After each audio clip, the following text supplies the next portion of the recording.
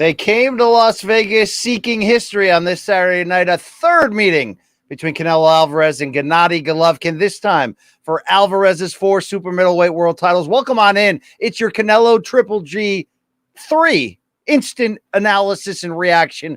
My name is Brian Campbell, one half of your morning combat duo. Hey, let's not waste a lot of time here. Let's get right into it. This trilogy bout, 4 years after the rematch, it went down for the third straight time at T-Mobile Arena in Las Vegas. And if you somehow stumbled onto this video in which you knew you were going to stumble into spoilers and then potentially could be upset after hearing the spoilers, look into the mirror and reassess your life situation. This fight just ended. It's after midnight on the East Coast, so you know we got to let it all hang out. We talked ourselves into the romantic idea that Gennadiy Golovkin could turn back time and potentially redeem himself after disputed, if not controversial, bouts leading up to this point.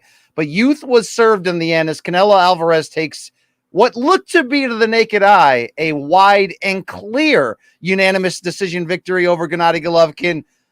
I scored the fight 10 rounds to 2, 118 to 110. In some ways, I even struggled to give those 2 rounds to Golovkin, despite a fairly detailed comeback between rounds 9 and 12 overall. But the judges, which really plays in line to the history of this series, they saw something it seemed like none of us did. The good news is we didn't have a draw. We didn't have a disputed decision in that case. We had scores that didn't make a lot of sense. 116 to 112 for Dave Moretti in his third consecutive fight in this trilogy as the judge, and 115 to 113 for both Steve Weisfeld and David Sutherland. Weisfeld had the same score for Canelo in the rematch. Look, here's what it was at the end of the day. Sometimes you get all jazzed up for a boxing pay-per-view, a super fight, and sometimes it plays out in many cases to the worst case scenario. In terms of the potential or expected entertainment value, this was worst case. Canelo Alvarez was a ring general. He did exactly what he had to do to keep an aging, often gun-shy Gennadiy Golovkin away from implementing that plan A that we talked about. When Golovkin is able to work downhill, be the more active puncher, get out with that weapon that is that lead jab, he's just a completely different fighter. When that's taken away from him, then you got to start asking him to do things that he's not comfortable doing. Now, while I'll credit Triple G for that late surge I talked about, which we can get into here as this fight breakdown goes on, overall, it was a little bit sad, and you knew it pretty early. There was a disconnect between what Triple G and trainer Jonathan Banks wanted to do and what Triple G's brain and the connection to his body wouldn't ultimately allow him to do. I don't call this a spectacular victory by Canelo Alvarez by any means. Again, he controlled the action. He did some very subtle things in the end that gave him control, but you did hear him afterwards talk about an injured left hand, potentially even broken in training camp on the way here. He basically said, look, I'm a warrior. I fought through no matter what. I think that takes away from any potential here criticism of at 32, coming off a loss to Dimitri Bivol. Did we see a somewhat flat Canelo, or do we see a fighter going in the wrong direction? That injury seemed to explain a lot why you didn't at the end see Canelo go for the finish in the face of a potential rallying Triple G, who really did nothing for the first 8 rounds complete. I was a little disappointed by end of fight time that we didn't see Canelo step on the gas, take advantage of the opportunity, which he talked about coming in to be the first one to drop and maybe finish Gennadiy Golovkin and really put that stamp on the end of the series.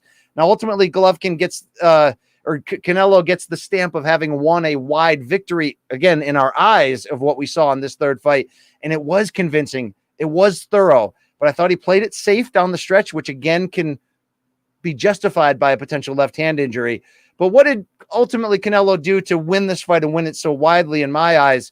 The strategicness of him to counter Triple G's jab. We knew the speed advantage, which was big for Canelo in the first 2 fights, to be fair, was potentially going to be exasperated in this third fight by the fact of age in the 4 years there. Even though Triple G hadn't lost in the 4 years since their second fight, we had start to see him look a little bit old, particularly in the shootout with Derevyanchenko, particularly in the unification 5 months ago against Ryota Murata in Japan, where even though Triple G scored a knockout win, he got hurt to the body against a non-puncher. This time around, Canelo's ability to just walk in behind that high guard, put that pressure on Triple G, and then counter any attempts at at Triple G getting out in front with not just one jab, but he likes to triple him up often. That was completely taken away.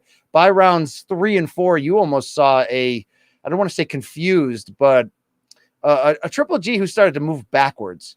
Triple G doesn't move backwards. So what was the key adjustment in this ultimately in this series? Well, it came in fight 2 when Canelo decided to start walking Triple G down.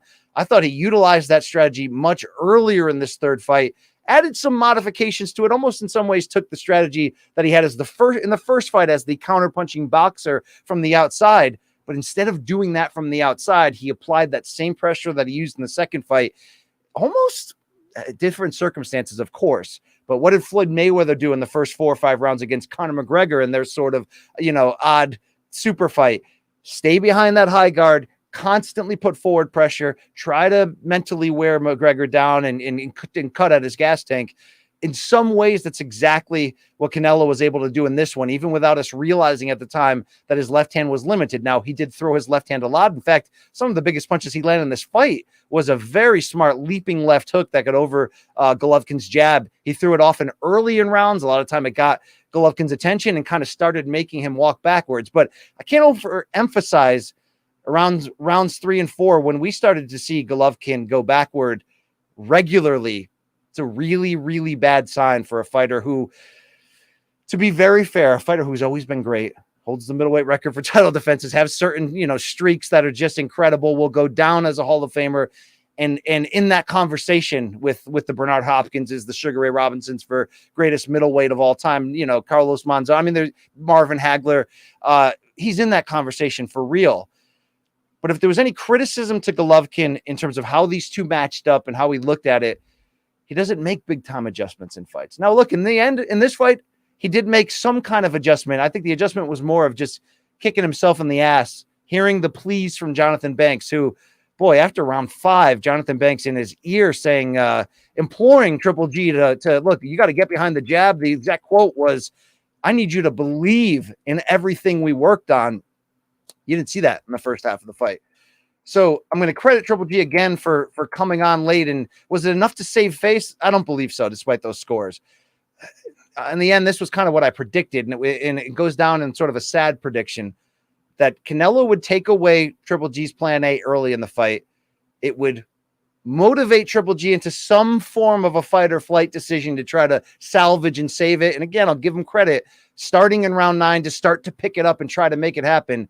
But he started well too late. And to see him, particularly between rounds 4 and 8, circling backwards, going away from punches, not cutting the ring off at all. The only time I'd ever seen that was in small spurts in the second Canelo fight, which again is the big reason why, even though that second fight, which was the classic of the 3, was split down the middle in terms of media and fans' belief in who won, a lot of people ended up leaning Canelo's side, because he walked him down. He made Triple G step backwards. He put on the pressure. He took the bigger shots. Well, you saw Canelo implement that same strategy, but Triple G just couldn't launch. He couldn't let go. You questioned during that stretch in the first half of the fight, was it just the speed difference in the effects of age?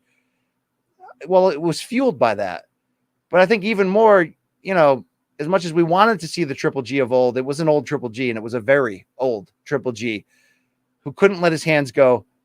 Canelo strategic enough to cut him off at every turn. Anytime it looked like Triple G was putting something together, Canelo would be there to answer how he should.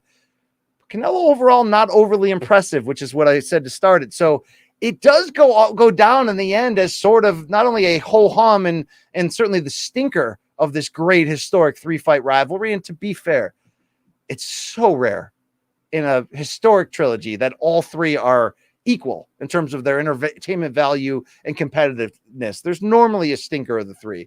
Morales Barrera Part 2, Gotti Ward Part 2. Typically, when you get a great action fight in the first half, it's tough, like in the movies, to put out a sequel that's better than the first to build on that. Maybe Golovkin and Canelo were rare that the second fight was even better. The first fight was great. Second fight was all-time great in a lot of ways. It's not out of the question that you can get a stinker like this. Look at the Roberto Duran, Sugar Ray Leonard feud of the 1980s. The first 2 had so many, first fight was great. To see Leonard lose so early, the second fight gave you no moss. Third fight, Duran shouldn't have been in there in the end, and it was a money grab. this kind of money grab in the end. And I don't blame anyone who was involved. Triple G, again, hadn't lost since that second fight, but clearly not the same fighter.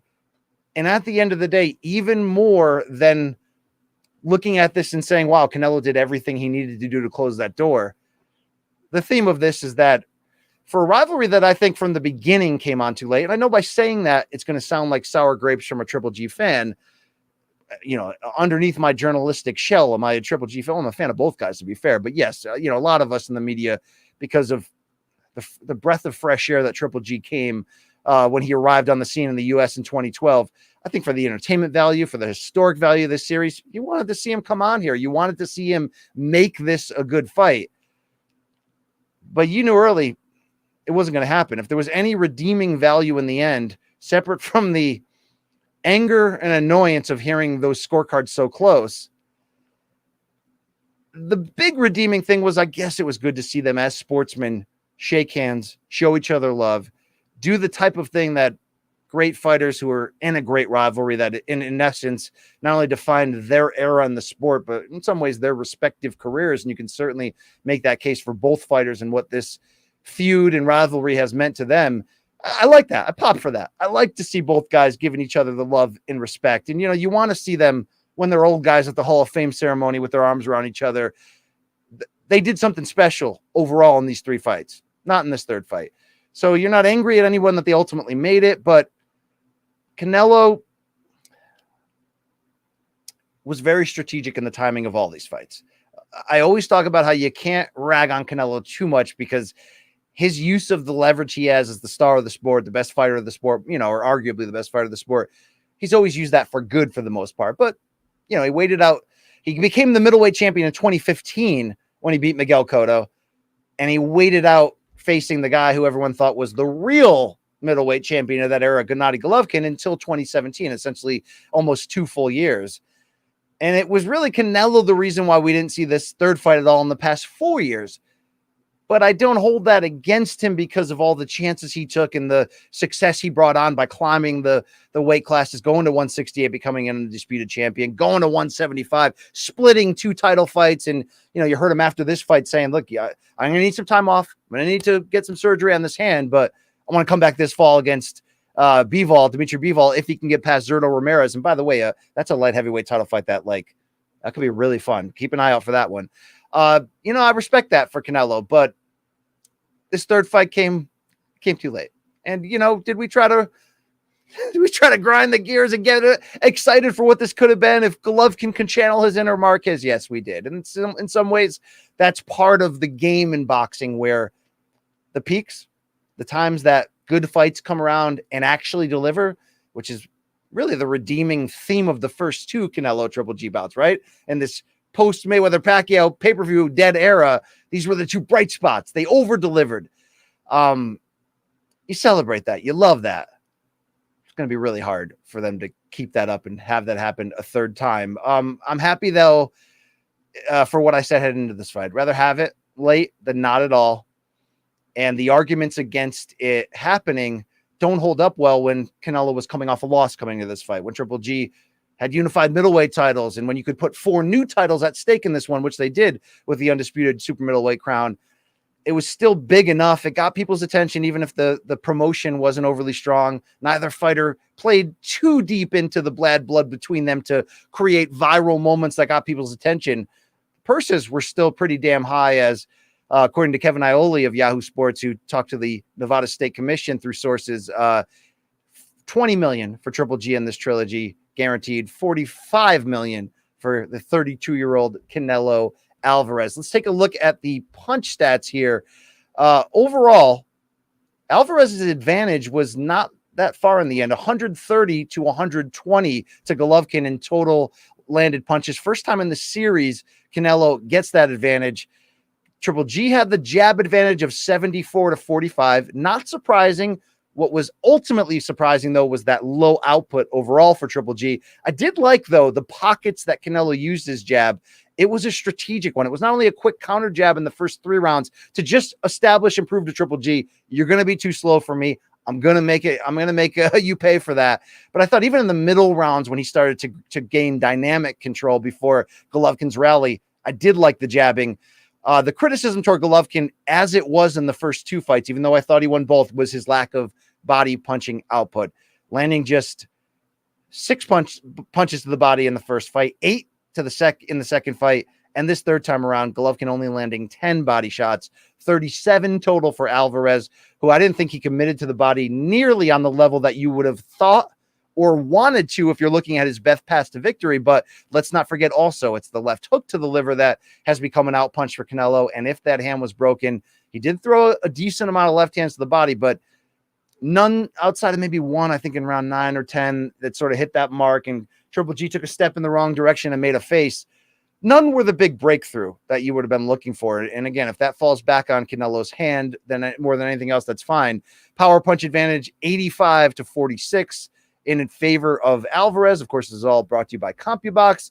And Alvarez landing just shy of 40% of his power punches, 39.2. And you know the old boxing adage, which is largely unbeaten, but there's a few outliers. If you land at least 40% of your power punches, you probably have won that fight.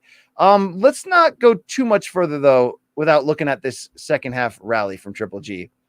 I'm happy that it happened. In some ways, I kind of predicted that he would find some life, that he would give us a few moments of what this series used to be. It just wasn't enough. And, you know, I certainly respect the Dazn announce team, and I'm friends with a lot of those guys. And, you know, Sergio Mora, Todd Grisham, 2 of the best in the game, Chris Mannix, and they certainly had Danny Jacobs in there as well in a 4-man booth because of his history fighting both guys. But, you know, I thought they were, which is their job, really trying to hammer home the point between rounds 9 and 12 that we're getting flashes of the first 2 fights. You know, this is the Golovkin of old. The flashes were fleeting. They were so fleeting that even though round 9 was largely hailed by the announce team and social media as a comeback round for Golovkin, and I think in intention it was. And what I mean by that was Golovkin came out in that round aggressive, hearing the shouts from his corner, Jonathan Bakes, between rounds again, imploring him to, you know, come on, man, put it together. I like that he started to back up Canelo. What I didn't like was his inactivity when he got Canelo to the rope. So again, is it a fear that Canelo's speed advantage, and Canelo's such an accurate, efficient, counterpuncher to begin with? Is it a fear that he was going to get lit up, you know, if he went for broke? Maybe. I think it's a little bit more of being too old, which creates, think Tyron Woodley in the last, 4 fights of his UFC career. It creates a failure to let go, an inability to connect with your brain to your body. You can see the openings. You can't react to those openings. But even though he had a little bit of success here in round 9, everybody seemed to give him the round. I give the round to Canelo still. And it's because anytime Triple G had moments of backing Canelo up or maybe landing one big punch, Canelo would come right back with a combination. And I thought overall he did better work. If you're asking what rounds I gave to Triple G, I did give him the 10th round. I loved his output overall. It was another close one, but he had that triple jab to end it in the final 10 seconds.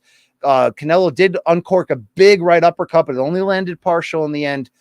And also at the end of round 10, an accidental headbutt that opened up a cut around Canelo Alvarez's right eye never became a problem, though. I gave Alvarez round 11, and round 12, Triple G tried to make it a toe-to-toe fight to a certain degree. For the first time in this series, really, you're seeing a Triple G in the trenches, mauling, pushing Canelo with 2 hands to try to set up a right hand. Too little, too late, Triple G. That was going to have to be a style that he was going to have to implement early to be physical with Canelo, to set a certain tone. And again, while you give him some kind of respect between rounds 9 and 12 for coming on a bit, could you have given him 3 or even all 4 of the final rounds? I mean, maybe if you'd given Triple G all 4 of those final rounds, by the way, and hadn't given him any through the first 8, and I don't really think there was a round you could have or should have. I thought Alvarez clearly edged him in every single frame. Well, that would still be 8-4, 116, 112. Would that explain one of the 3 judges' scorecards, in this case, Dave Moretti? Sure. And Moretti, by the way, one of the most respected names as we established coming into this fight, scored the first fight for Golovkin, 150-113, the only scorecard that went in his favor in this series, and had 7-5 for Alvarez in the rematch. Even if you're going to go by a 116-112 scorecard that Dave Moretti did, you have to give Triple G every ounce of the benefit of the doubt. You know, I gave Triple G round 12 because he was pushing it, putting it on, didn't have a huge amount of success, but he was busy, right? And I heard Canelo's corner before round 12, Eddie Reynoso say, play it safe here. I was a little not disturbed, but concerned by that. But again, you hear afterwards about the left hand, you understand that. What the judges' scores, though, do say to you, 8 rounds to 4 on one card, and of course those other two, Moretti and Sutherland, going 7 rounds to 5, was that both of those judges had to not only give Triple G every ounce of the benefit of the doubt, in some ways they had to go even more. So you have to ask yourself, these are well-respected judges. These aren't loaded envelope type of judges. These aren't judges who have essentially become disgraced because of how bad that biggest night at the office was. Think CJ Ross in Mayweather Canelo, 114. Think Adelaide Bird in the first fight of this series, 118-110. I don't know where you find 5 full rounds here. And even worse than that, Todd Grisham made the statement on the broadcast that, had one more round go Golovkin's way on 2 of those scorecards, he could have won a split decision here. And Todd had mentioned, I think Canelo lost that final round, but what if he had, I'm sorry, I think he ultimately had it how I had it, where I gave it to Triple G, but he had it the way where he said, I gave the 12th round Triple G, and I think that's correct. He ultimately said he gave it to Canelo, but what if you flipped it? Would it have been a draw? It would have been a debacle. And to be fair, the first fight, it was a debacle afterwards. That's a stain on the sport, the 118-110 from their first fight. The fact that fight was so great, second one better, right? But first one just so great, like just technical, strong, just a great fight. The fact that, us boxing diehards who, if you're looking in on this and you're saying, BC, I might be an MMA guy, but I like you. I like your passion. And you've gotten me to take a drink from the boxing fountain. And maybe I've been lucky that 2021 was a great year for boxing. 2022 has been pretty damn great too. That if you're an MMA cash in terms of your boxing knowledge or love, or maybe you used to love it, but it ran you out, and dude, it runs a lot of people out. Okay. It almost ran me out a couple times. Believe me. That first fight has to look at as like, oh shit, boxing, get out of your own way for once. Like, what a crock. The money fighter got the edge, right? And it was, but us boxing hardcores who try to just retain some semblance of optimism. And you might say, why? Because we love this damn game. Because it's the best when it's on, it's the best sport in the world. John Anik of the UFC used to always say that. A lot of people say that and know that. Why does Dana White still go to these fights? Why was Triple H at this Triple G? Because when it's at its best, you're going to get the most celebrities. You're going to get the most eyeballs. A lot of times those eyeballs are going to get some dirt thrown in because that's what boxing does. The first fight with that decision was dirt thrown on, top of what should have been a steak dinner. We justified it because the draw, which it was atrocious, and Triple G got screwed, but at least it wasn't a loss for Triple G. And at least the fight was very good. So we thought if we get a rematch, well, maybe it could be even better. Rarely is the second fight better than the first. In this case, the second fight was. The second fight further pushed the narrative that Triple G is just straight up going to get screwed through this whole series. But again, I think half the people legitimately thought Canelo won 7-5, and it was a close enough fight where however you had it, 7-5 in either direction. In the second fight, you probably had it right. If this third fight turned out to be that scenario that Grisham said, like if you were one of these 3 judges, and I don't have the judges round by rounds in front of me, I can look it up quickly, but if I am interested to see how they would have scored that 12th round, or how they did in the end. If that ended up being a Canelo round, and if they had gone the direction of Golovkin instead, what would that have meant for the sport of this series? With that badly of another scarlet letter freaking hashtag that's boxing stain on it. It would have sucked. It would suck the horn. You could argue that just hearing those scores is enough for them to make people go, all right, BC, again, I love you, but the box, it's a heartbreaker. I'm here to tell you, like a lot of other very good drugs, the side effects are they're pretty atrocious. It's a little bit of a black eye with these close scorecards. I'm not going to lie. It could have been a lot worse. Even though Triple G getting a win in the third fight he wouldn't have deserved would have been some kind of reverse karmic justice to a guy who seemingly has always done things the right way and is still so upset at Canelo for potentially using steroids ahead of the second fight that the video package that welcomed him into the arena that was narrated had this moment that was like, champions don't cheat, and they showed a picture of Canelo. So Triple G has always done it right. It would have been fine karmically if Triple G got a backdoor reverse decision here, but you wouldn't have wanted or needed a fourth fight after what we just saw. And again, it would have just further perpetuated the inevitable lingering stigma on boxing that you watch boxing enough, it'll fuck you over. I'm sorry, that's just what it is. Okay, we almost got effed here. You're happy that the right guy won. I do think if it wasn't for that left hand injury, as I said, we got to look a little bit closer now. 2 fights in a row where we didn't see the best of Canelo Alvarez. Can he make adjustments to beat Dimitri Bivol at 175 in a title rematch? I'd be willing to see it. You're going to get a lot of people saying, okay, Canelo, enough with fighting old Golovkin. When the hell are you going to fight Jermall Charlo, David Benavidez at 168? And really more David Benavidez. I agree with you. I think I said earlier this year on MK that let's let Canelo get through the Bivol and potential Triple G experience. And look, there's pressure on Canelo to get this fight for Dazn, and they got it. But if we don't enter 2023 starting to, play the drum pads and getting ourselves fired up to the idea of Canelo Benavidez, then could we start saying Canelo's avoiding him? Yeah. I mean, people are already saying that. I don't think that's fair given his stature and given how active he is and given that he's basically seeking out one champion after another. So let's give him a chance here, the Bivol. But Canelo's, he's probably going to be a free agent network and promotion wise. It will be interesting to see where he goes from there. And I think after some time off, how he looks and how he bounces back, because as much as we rightfully praised how refreshing the schedule was that Canelo has kept over the past 2-3 years, fighting, 4 times a year, fighting sometimes 4 or 5 times in a 12-month window over consecutive years. Just the grind will catch up with you eventually. There's no question about that. You also can maximize your greatness, which I think he has, and he put together one spectacular performance after another. And oh, by the way, it's a rich dude by this point. I mean, another 45 million, just to get in the door here as his guaranteed money. If it wasn't for that left-hand injury, I think we'd kind of say, look, there's things that we didn't love here. Didn't love the lack of killer instinct. Maybe without the being able to hit with the jab, left hook to the body, it slowed him down. And maybe to some degree, Canelo was like, okay, Golovkin's always going to be tough and stubborn. He is coming on at the end here. Let's just put this thing to bed. Hand injury, I'm going to give him that waiver. But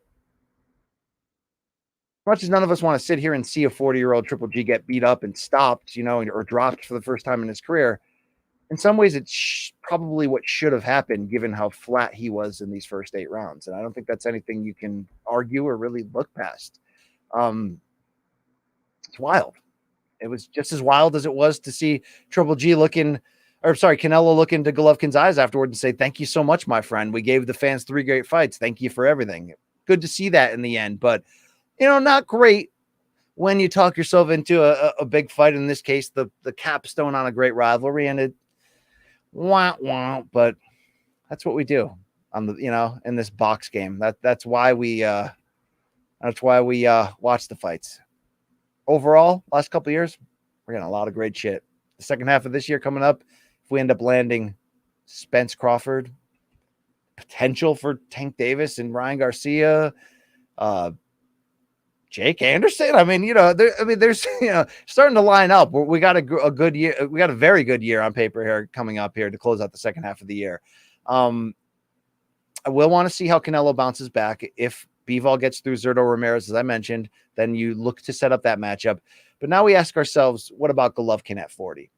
After the fight, he was very, very absolute about the idea that, guys, I'm still the champion. I'm still the unified champion. He said he has 3 belts. The reality is he has 2 of the 4 recognized belts.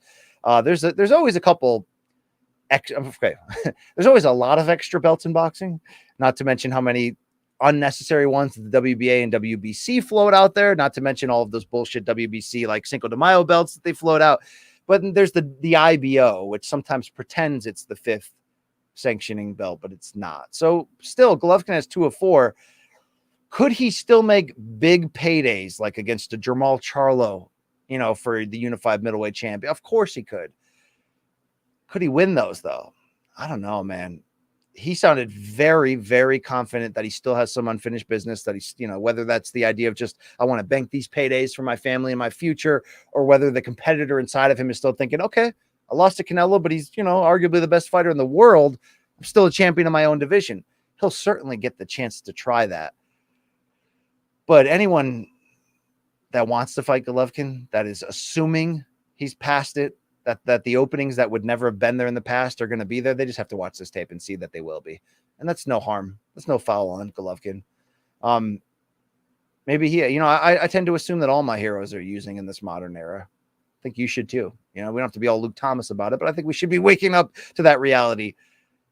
If somehow Golovkin didn't, and this hard stance against Canelo for being a cheater was pure and real. I mean, Golovkin's had one of the most pure runs that we've ever seen. And just becoming an unlikely star and doing it the right way and being dominant and giving, there was a stretch there when he was with HBO. And I thought when they couldn't get him into big fights because Canelo was keeping him at arm's length. Cotto was keeping him at arm's length. Sergio Martinez wanted nothing to do with Golovkin. It was really hard to get him top level fights in his prime. I mean, he didn't really get prime guys until the very end, right? When he's already 35, 36 fighting Danny Jacobs, fighting, Canelo twice. But I always thought HBO did a great job of just keeping him active. And it did get to a point, and there was a small window there where Golovkin was Mike Tyson or even Ronda Rousey, like where it suddenly didn't matter the opponent. He just wanted to see this great professional go out there, systematically break somebody down, knock them the hell out, and then say those quirky broken English catchphrases afterwards. He's had a great run. But proud champions sometimes need to see and feel for themselves that it's really over. And I don't want to say fear, because even though Golovkin lost this fight handily, he didn't ultimately take a beating. He probably should have taken a beating. And again, if it's Canelo's left hand injury that prevented that, okay. But it's almost like fool's gold potentially in his mind, because he did activate a rally in the end. He gave him 2 of the 4 final rounds. It seems these judges probably gave him a lot more than those, which doesn't make a ton of sense, but you get my point. Does that talk Gennadiy into the idea that, well, I've still got it? Well, if he starts earlier and fights at the same pace he did in fights rounds 9 through 12, he's going to have a much better chance. He would have had a much better chance in this third fight if he had done that. But I think in this matchup, in the way that the two styles clashed, he was getting countered so cleanly. It was very disappointing to see him go in the other direction. And it plays into that thing that Luke and I, Thomas and I played up ahead of this fight, that says Gennadiy actually have that gear. Man, he is a killer when he's moving downhill. But does he have that gear to risk it all? As much as I liked his rally through 9 and 12, I don't think he ever truly risked it all. And maybe that creates a fool's gold scenario mixed with Canelo's hand injury that Golovkin still thinks he can go in there and not have to necessarily go life or death on his chin to have a chance to win it.